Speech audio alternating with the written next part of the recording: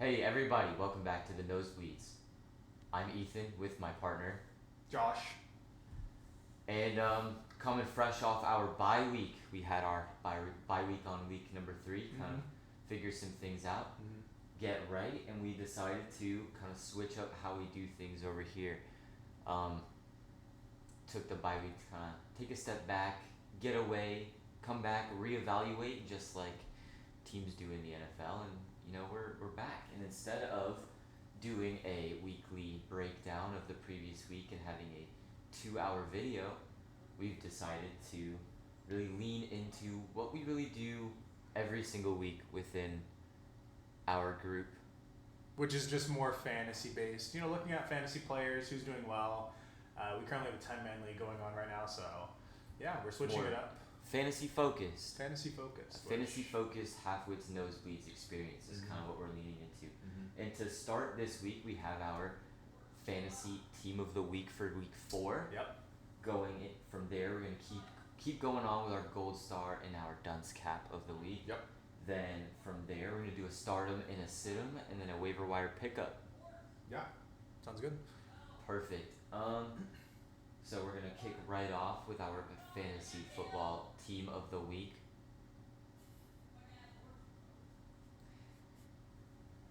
To start with our team of the week, we've got quarterback of the Dallas Cowboys in a 40-40 tie. Didn't get one last year, but we got one early on this year. Dak Prescott. Dak Prescott, yeah. Not really surprising, honestly. A 40-40 game. I think we have 3 players on our team that were in this game, so not surprising whatsoever. 3. So, yeah, honestly, fantasy points, he dropped around 30. So, definitely, a Cowboy special, Dak Prescott. In the actual, league, Cowboys aren't really the best. Dak Prescott, isn't really the best quarterback, but fantasy-wise, he's kind of a sleeper. You can always, rely on him to have these crazy weeks where it's a shootout and he, drops 30 points. So, good on Dak. Absolutely. If we know one thing about Dak, he's going to sling that pill, as they say. As they say, slinging And that pill. with a defense as bad as the Dallas Cowboys, someone's going to have to try and keep him in it. Exactly. So, How many points was it that he dropped? fantasy-wise? 30. I'm pretty sure 30.2 or something. All It right. was in the 30s. Perfect. Yeah. So, Next up at running back 1, another feature from that 40-40 tie. yep. On, what was it? Sunday night? No, It was the last game Sunday. Sunday night. Yep. All right, perfect. Last game on Sunday. Josh Jacobs. Yeah. Josh Jacobs. 31-point performance, a couple touchdowns on the ground for the Packers, helping keep them in it. Like we've said previously, the offense had to keep them in this one as the defense obviously didn't do as well as we had previously thought they might. Yeah. No, we've seen a couple of these games so far this year where it's just like, yeah, the defense just is there for show, and it's really the offense show. It's whoever can score the most points on the other team. So definitely the Packers-Dallas game for sure. And yeah, Josh Jacobs with those 2 touchdowns, keeping the Packers in it to win it. So 31 points there. yeah, did he get a touchdown at the end to tie it up? I think know there he was had a- 2 touchdowns on the ground. He might have had one through the year. Yeah, so unbelievable performance from him, but yeah. Next, running back 2, or really the running back 1 this week. Ashton Genty. Ashton Genty, surprising, not really. Finally getting it going. Yeah, finally started the car. Put gasoline in it, put some oil in it. It's still a shit box, but the car's running. So that's the Raiders, not him. Not him as a player. He's but. you know the picture of the Bugatti and kind of like the trash house. Yep.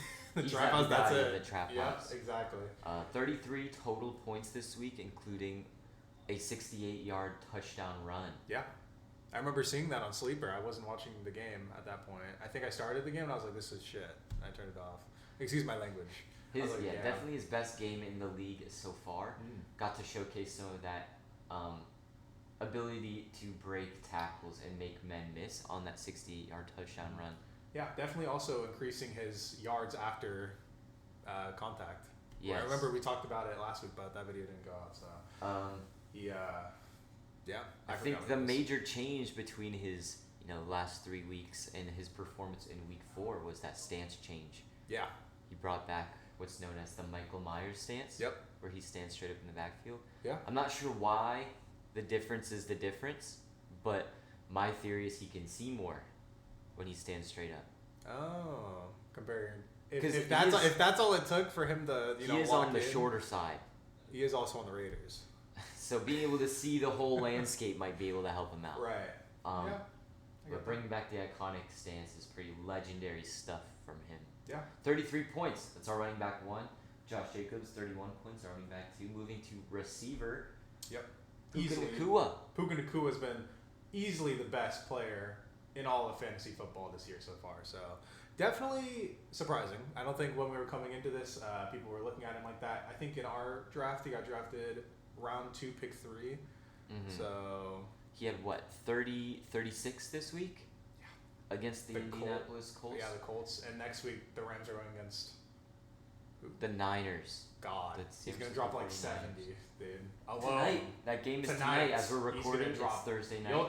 You'll hear our predictions, but you can probably guess who we think is going to win that game. But, he has just been absolutely on fire. Matthew Stafford slinging that thing to him as he does. And I think he had 140-something yards, 145 yards, a touchdown. What, Puka? Puka. Isn't that crazy? Quarterbacks. That sounds right. Quarterbacks throw their entire games for 140 yards sometimes. Probably Bryce Young threw for around 140, 150 this week. So if I were just a guessing man. So that's crazy how a single receiver can get that many yards in one game. And it still be, like 20 less points compared to that Dallas Green Bay game? Like, that is Speaking of that Dallas and Green Bay game, our third and final feature from that game comes in the form of our wide receiver 2, George Pickens. George Pickens. Yep. We were watching this game, and this guy was definitely a Pickens lover that game. Yeah, I think George Pickens, I believe, had 33 points. Were you Pickens lover? Do you have him on your team? I don't have George Pickens. Who was the guy you were in was in the Packers? George Pickens had, or our friend Adam has George Pickens, I believe. 33 points. I think he needed a 40-point game out of George Pickens and almost delivered on that 33 points. Unbelievable. I love fantasy, man. The stat line is eluding me currently, but we can show it in post. Yeah. Hopefully. Here. Ba-da-da-dun. Right here. And then bring it out, and then right here. And then here. You're editing, right? Yeah, I can do that. We're looking at a late night if I'm the one editing, but we can definitely get that done. I think he had a lot of yards, a couple touchdowns, and many catches, as shown here. But yeah, our third and final feature from that tie game. Yep. The elusive NFL tie, which had a lot of controversy surrounding it. Yeah. However, you know what happened? We got one. Didn't get one last year. Yeah. What a game for there to be a tie in. Packers. Timeout. That was our 30-second timeout. One of 3 potential uses of that. Is it reset in between videos? Is that how it works? And yeah, that was our first use of our timeout. First timeout, yeah.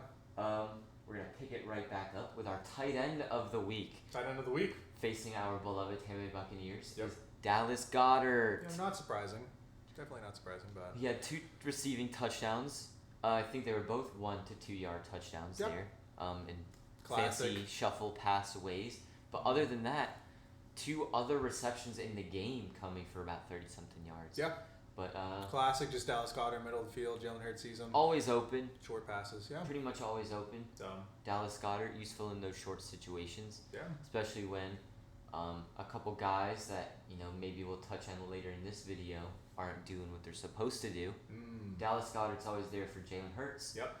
Especially within the 5-yard line. Don't want to run that tush push against the Bucs. One of the only teams to ever stop the tush push. Contributed to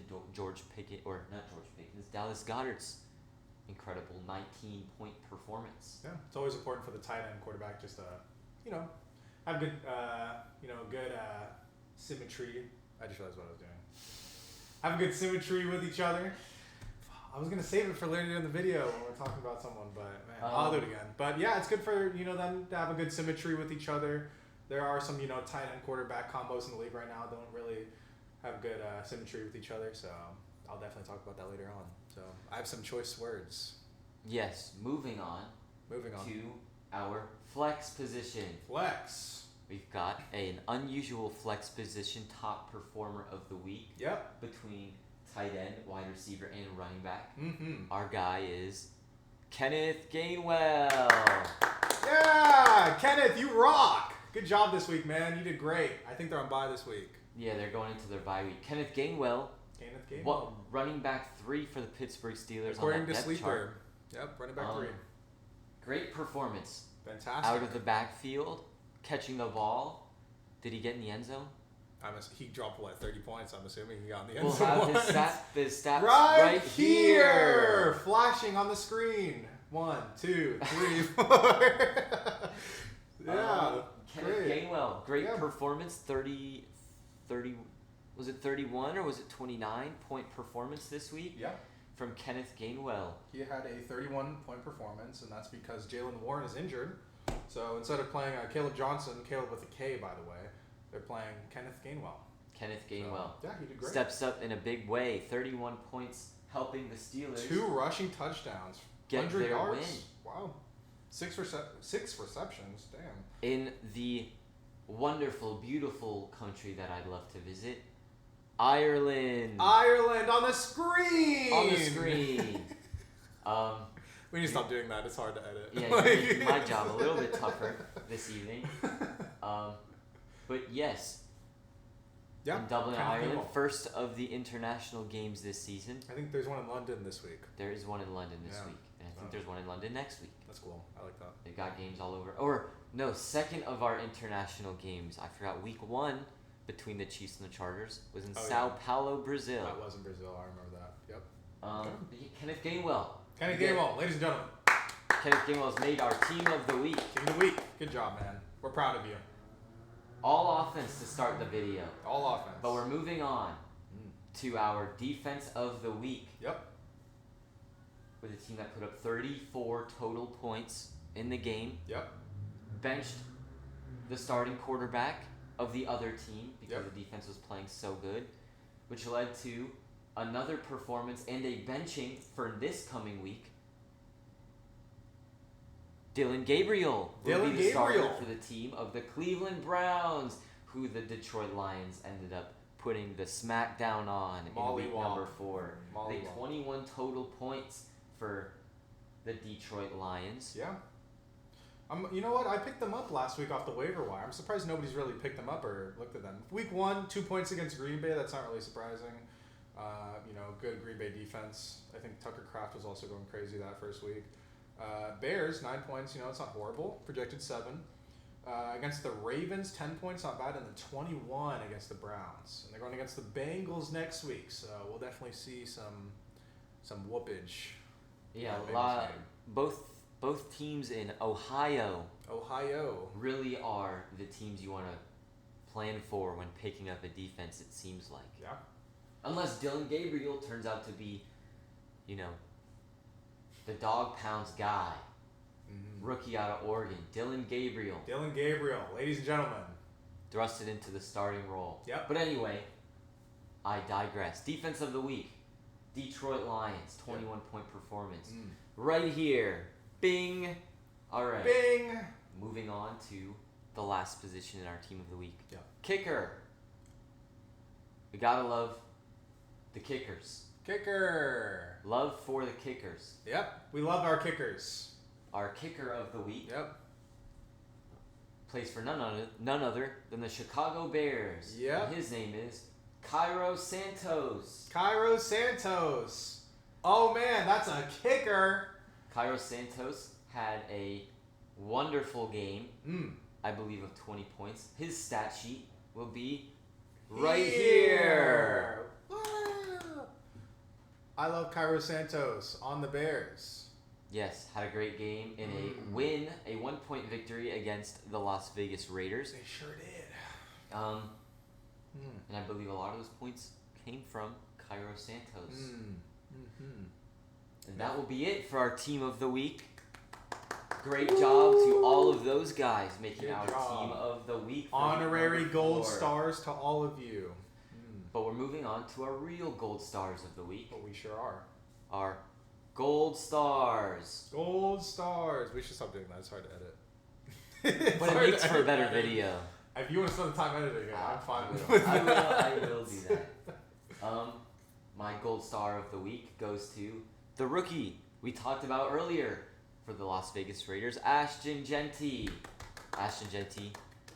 Great to see him, do exactly what he did for Boise State. Yep. And break tackles, bite off big runs, and score exciting and electrifying touchdowns. Ashton Jeanty is my week 4 gold star. We love Ashton Jeanty here. He's, as we said earlier, the Bugatti in the trap house with the Raiders, which I will gladly talk about in a second here. We're going to move on to your gold star of the week. Definitely. My gold star of the week is that dog. We got another devious white boy in the industry, Jackson Dart, ladies and gentlemen. Round of applause. They beat the Chargers. The Giants beat the Chargers. Can we believe it? Over 100 yards and penalties and 2 thrown interceptions from Justin Herbert, and they win by 1 possession.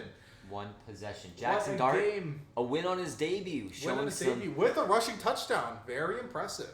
Show us some of that white boy moxie. That white boy moxie. Yep. We like to see it, here and there. Definitely giving Josh Allen a run for his money with that post. With his opponent's girlfriend on his Instagram that he later deleted and said that he's sorry for, I'm pretty sure. So yeah, I wouldn't have deleted it. a couple fiery guys back there for the Giants trying to turn things around. Yeah, but they also had a very large injury this week, so hopefully they can move on from that. Yeah, I believe we can bounce back from that, but yeah, we'll definitely see. Moving on to the dunce cap of the week. Dunce cap. Boo! Dunce cap of the week. Poor performers. Boo! My dunce cap of the week this week goes to none other than the wide receiver one for the Philadelphia Eagles, who had 2 receptions for 7 yards this week against my beloved Tampa Bay Buccaneers.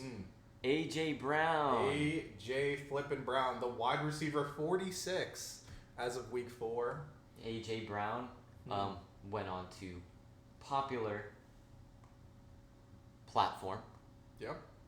Formerly known as Twitter, but now known as X, to say basically that he's not getting the ball enough. Oh, not getting the ball enough. Saying that he knows when he is not wanted, and he's gonna shrug his shoulders and move in silence. But I completely understand that he wants to get the ball enough. Later last week said that when things aren't going right in the offense, he wants to be the guy that Jalen Hurts can lean on to make plays and open the offense up a little bit. And he has not been doing that, i.e. 2 receptions for 7 yards. Ooh. Not great. Hopefully he can turn it around. And if not, I'd love to see him go elsewhere, because I, for one, hate the Philadelphia Eagles. Yeah, Eagles Super Bowl winners. I think seeing receivers, asking for more targets, it's not new at all. Stephon Diggs on the Texans last season was asking for, plenty of targets. Nico Collins was there, and he was definitely the star wide receiver 1 on that team. Stephon Diggs got traded to the Patriots, I think, or dropped, probably traded. And, here we are. So, are you done with your Dunce cap of the week? That's all I have. A.J. Brown. A.J. Brown. Do better. That's all he has to say about his Dunce cap. If I'm honest, not his fault. It's not his fault, but oh boy, my dunce cap of the week, ladies and gentlemen, Geno Smith! Boo! Woo! Geno Smith! Oh man, what do I have to say about Geno Smith? Now let me tell you guys a little story about my team. It was 2nd round, there were plenty of picks available, and who did I pick up? Little old me. A tight end! Brock Bowers. 2nd round on the Las Vegas Raiders. I saw him last year. He was so good. I wanted to see, 2nd round pick. Might not have been the best, but, we go with it. I see the first couple of weeks, first week, okay. We got maybe, I think, 15 points or something. It's pretty good. Good week from a tight end. He got injured. Oh. Oh, wearing a knee brace. Oh, Geno Smith. Oh my God! Why did Trey Tucker have 40 points in week 2 or week 3? The O-line isn't good on the Raiders. We all know that. Ashton Genty had a breakout week against the Bears, which don't have a good running defense. We all know that. But still, someone needs to take the blame. And that someone for me is Geno Smith. 6 touchdowns, 7 interceptions.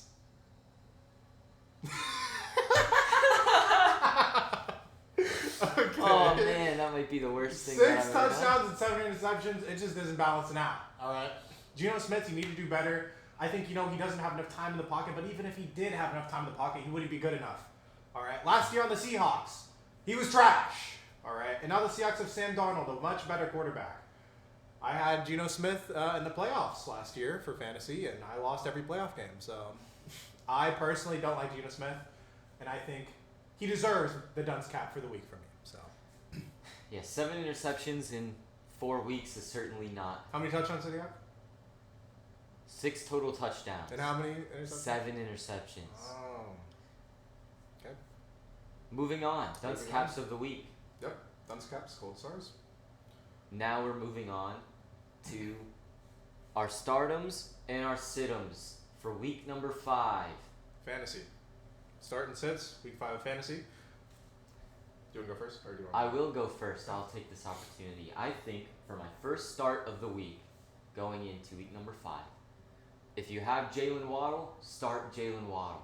Obviously, a very tragic injury to one Tyreek Hill, who will not be playing this week or, for the foreseeable future, as far as I'm aware. His leg, bro, it was like, But Tua's gonna have to rely on somebody, and I think Jalen Waddle is gonna be that guy, especially this week. Gonna have an increased target share.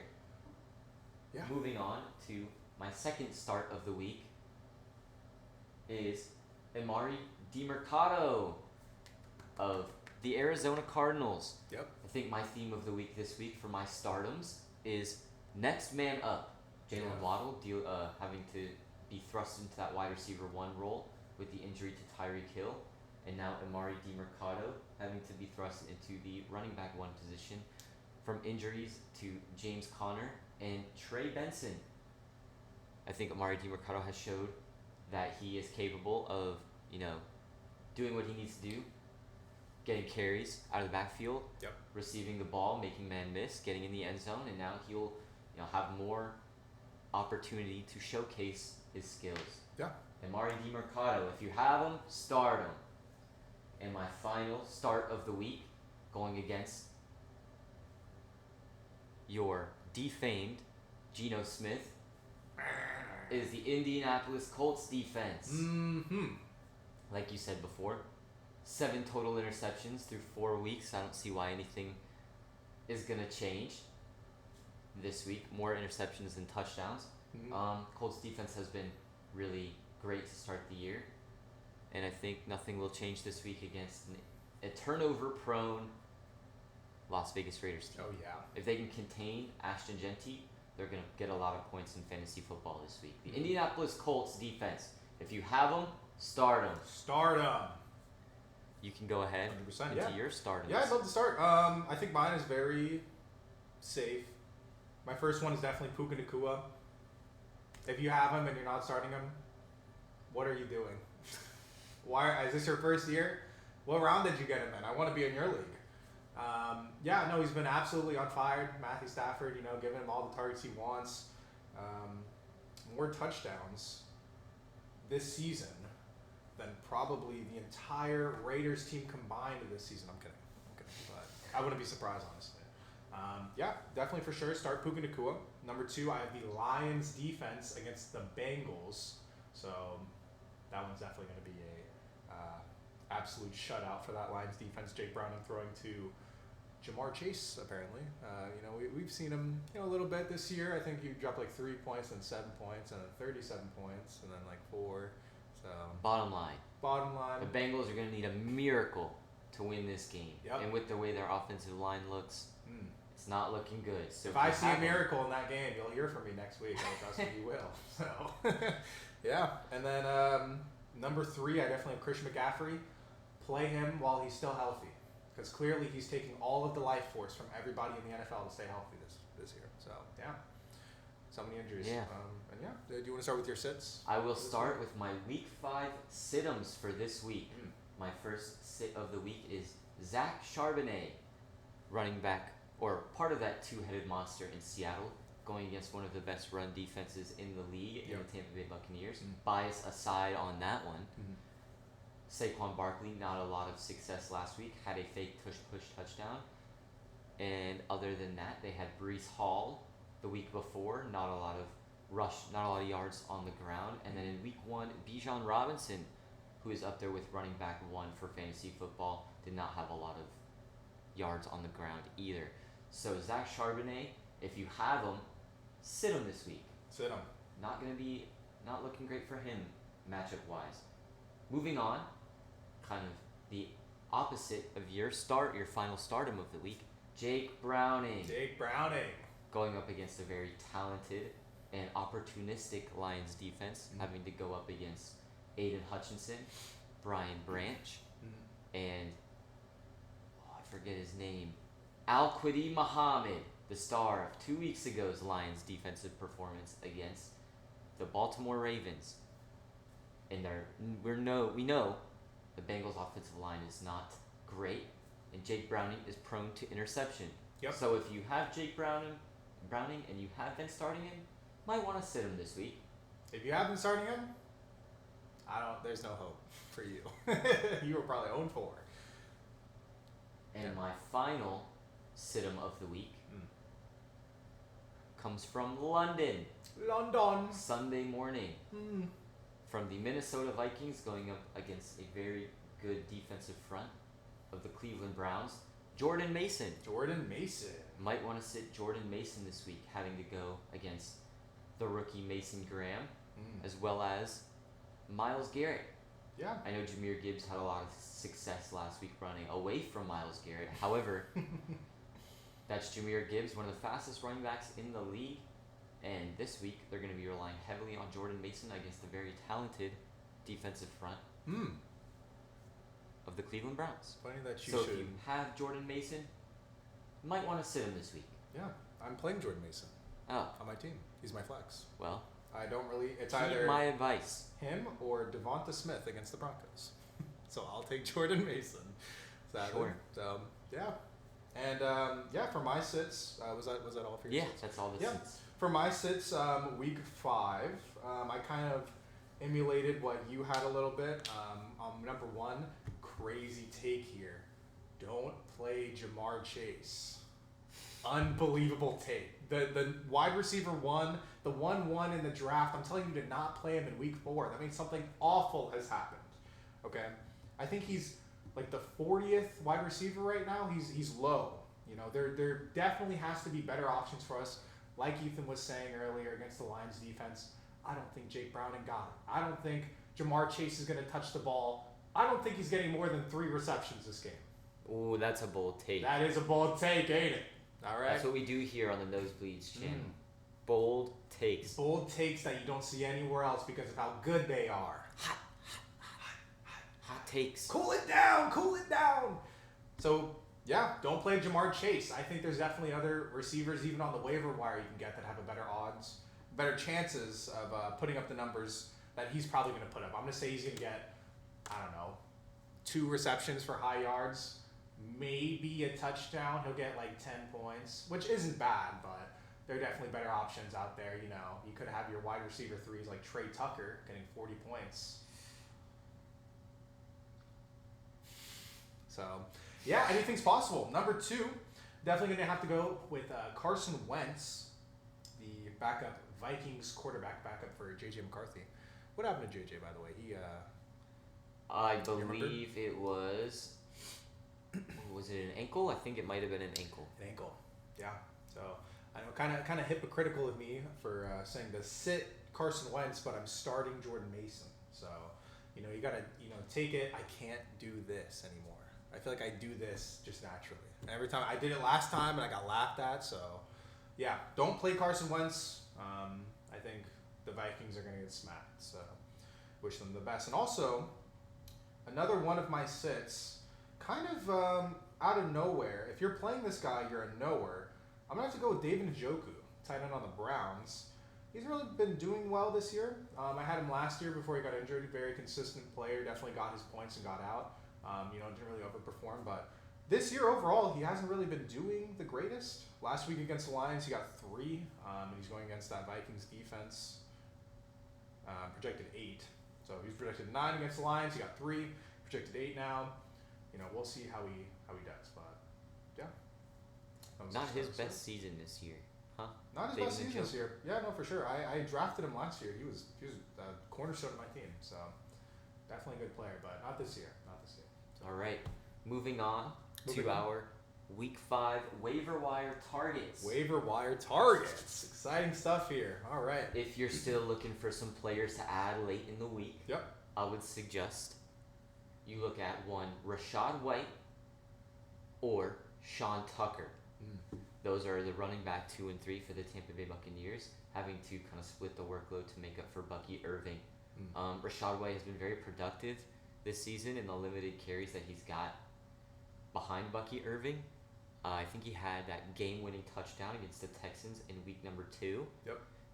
He's going to be seeing a lot more carries and a lot more targets out of the backfield with the potential loss of Bucky Irving for this week against the Seattle Seahawks. Sean Tucker as well won NFC Player of the Week last year against the Saints, so we know he has what it takes to be a good player in the league. Very quick off the edge. The only issue with him is he's not the best in pass pro, but he can kind of get it done everywhere else. That's where Rachaad White comes in, one of the best pass protecting running backs in the league. So if you're looking for late pickups, I would say Rachaad White is one to look out for, and if he's not available, maybe a Sean Tucker if you're desperate. 32-man league. And my last waiver wire target this week to look out for is a Jake Tonges tight end from San Francisco 49ers. Without their top 3 targets this week, with the injury to Ricky Pearsall, the injury to George Kittle, the injury to Jawan Jennings. So the next one up for me would be Jake Tonges with the supporting cast of Christian McCaffrey, who's going to see a lot of touches. But other than that, I don't see Kendrick Bourne or Marquez Valdez-Scantling getting too many more touches this week than Jake Tonges. So maybe look at a Jake Tonges if you need a tight end or a flex. Yeah, Jake Tonges for sure. For my waiver wire pickups, I have some pretty obvious ones altogether. Definitely the Lions defense. I know, more likely you'll see a defense on the waiver wire than a player, just because defenses, they change every week. People like switching it up. I think I've changed my defense 3 times so far this year. Twice. No? Yeah, twice. I've changed it twice, I'm pretty sure. So Lions defense against the Bengals are definitely going to put up a good performance. So, yeah. I think Jake Browning, is going to throw more interceptions than Jamar Chase is going to get receptions. Wow. Crazy take, isn't it? Crazy take. That is crazy. Yep. We're going to come back next week when Jamar Chase drops 40 points somehow. And we're going to say what happened. But, yeah, number 2, I definitely have, backup running back now, the running back 1 for the Cardinals. We have Amari DiMercado. Is that how you say his name? Amari DiMercado. DiMercado, for sure. I think we talked about him earlier with the starts. If for some reason he is on the waiver wire still, I think in our league he's still on the waiver wire.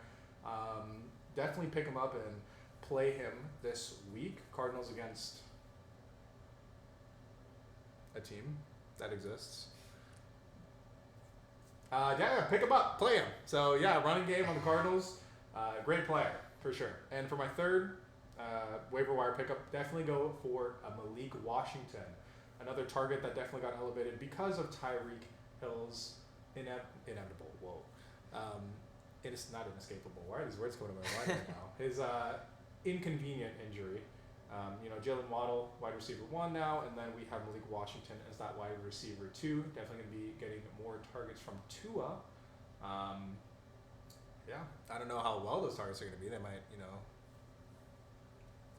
too short, too far. We'll see. But yeah, and those were my waiver wire pickups. So All right. Well, that's been us yeah, for our fantasy recap for this week. Thanks for joining us. thanks for joining us. Catch our power rankings and our predictions coming out later this week. Yeah, later this week. We've For sure. been the Nosebleeds, Ethan and Josh. Yep. And we'll catch you next week.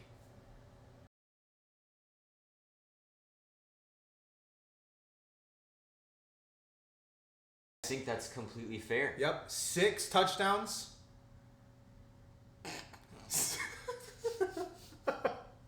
We can cut this out. Try it again. Go again. 3, 2,